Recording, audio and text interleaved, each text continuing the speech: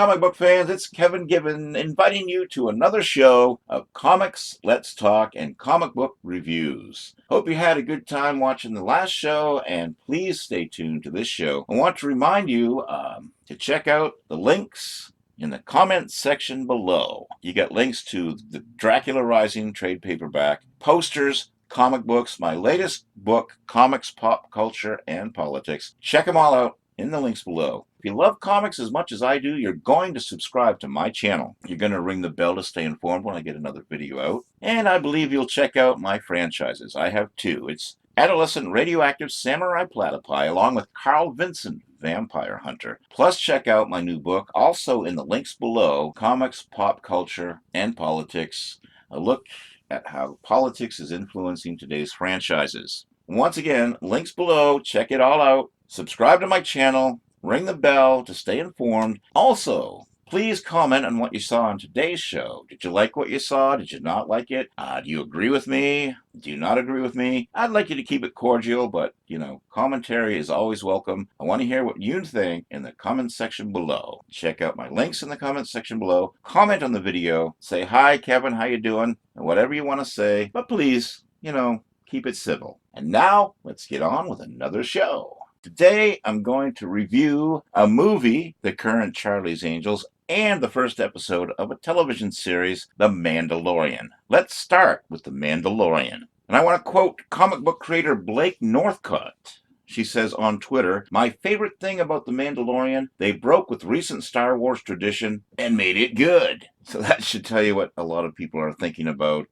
current Star Wars films. Disney Star Wars films, anyway. And I think a lot of the reason why it's getting favorable reviews is because Jon Favreau created and wrote the series. This show stars Pedro Pascal, and it opens with our titular hero walking into a bar in the freezing cold, where he comes upon Mythrol, played by Horatio Sands, getting the crap beat out of him. He proceeds to rescue the poor amphibious creature, only to take him away as bounty. Upon delivering his bounty, he's sent on a dangerous mission to Arvala 7 for the purpose of obtaining an important bounty. Upon landing, he's attacked by a strange creature called a blurg.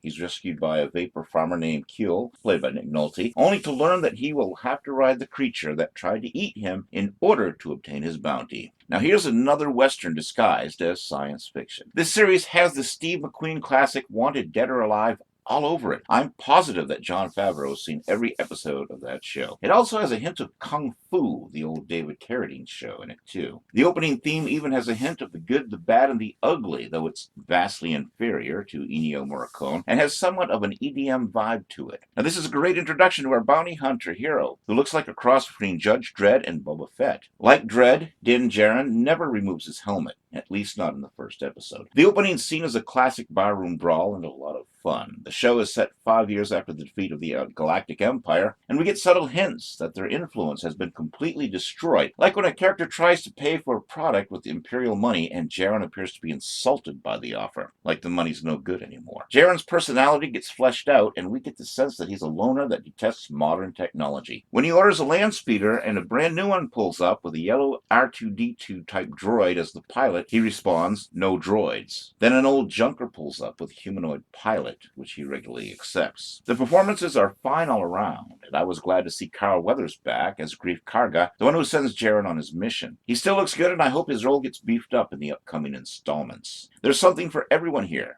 The strange alien creatures, the badass protagonist, and even a young... no spoilers. Gotta watch it for yourself. I haven't had this much fun watching a Star Wars episode since Rogue One. I can't wait for the next installment. The end has a neat little twist that will make us wonder what's coming up next. Jon Favreau is obviously a Star Wars fan and put some good work in this episode, unlike other filmmakers who simply want to bastardize the franchise to push their political views. Here's hoping that this series will only get bigger and better.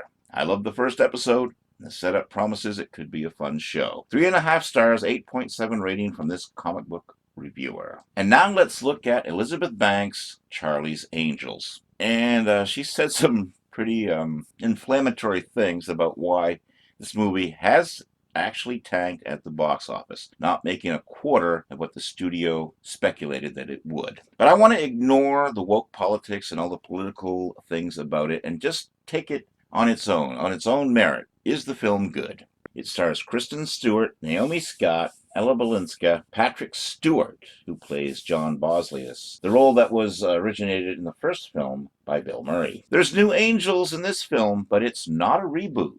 According to director Elizabeth Banks, this is a continuation of the previous two movies with Drew Barrymore, Lucy Liu, and Cameron Diaz. In this film, the new angels track down international smuggler Johnny Smith, played by Chris Pang, in Rio de Janeiro. Then the European division of the Townsend Agency finds out that Elena Hochland, who was played by Naomi Scott, wants to expose her superiors for covering up flaws in a new device which would revolutionize the power industry. It's called Callisto and can cause seizures in people. Now, there's a lot to like about this movie, but it's a real mixed bag. First, it's hard to get invested in the story since we don't discover what the MacGuffin is or why the villains want it for more than half of the film. Oh, we hear the word Callisto, but why is this device revolutionary to the power industry? And what exactly will it be used for? We never learn anything about it. Second, if this isn't a reboot, what happened to the previous three angels? We're never told. I think they should have had at least a cameo or two from Drew Barrymore, since she's one of the executive producers, or maybe Lucy Liu or Cameron Diaz, or someone that should have had a cameo or a couple cameos from those actresses, since this is not a reboot, we're told. But anyway, by the time we know why the villains want the Callisto, which is about halfway through the film, as I said, I'd simply lost interest. I will say that Elizabeth Banks is a good director. The action scenes are handled well, and the pacing is good, but it's hard to get invested in right away since we barely know who the characters are. There's an excellent chase scene at the beginning of the film, but we don't know why the character is chasing the angels until after the scene is over. There's good chemistry between Stewart and Balinska,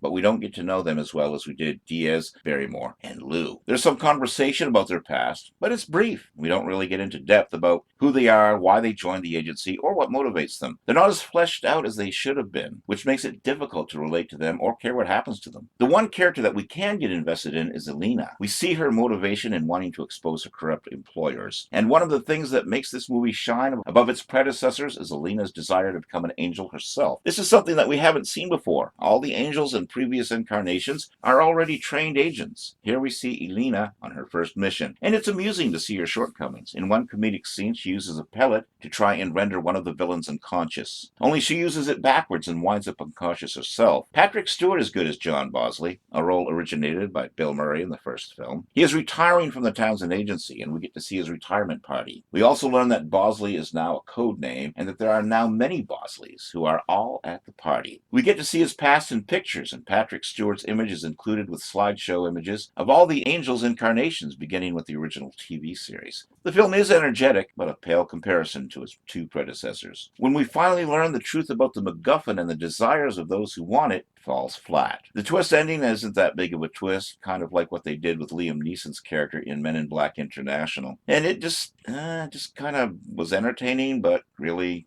not much other than a fast, fun-paced film going for it. 2.5 stars, 4.3 rating from this comic book reviewer.